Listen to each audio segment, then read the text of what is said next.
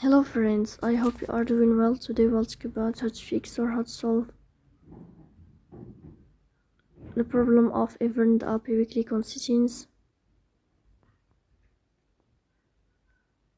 Here we go to apps, default apps, app settings.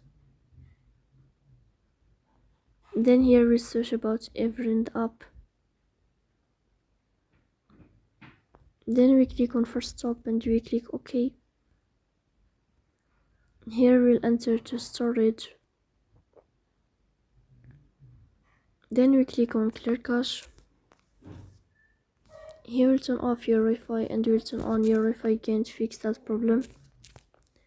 So that's all. Don't forget to support us by like and subscribe. See you next time, and thank you for your watching and your attention.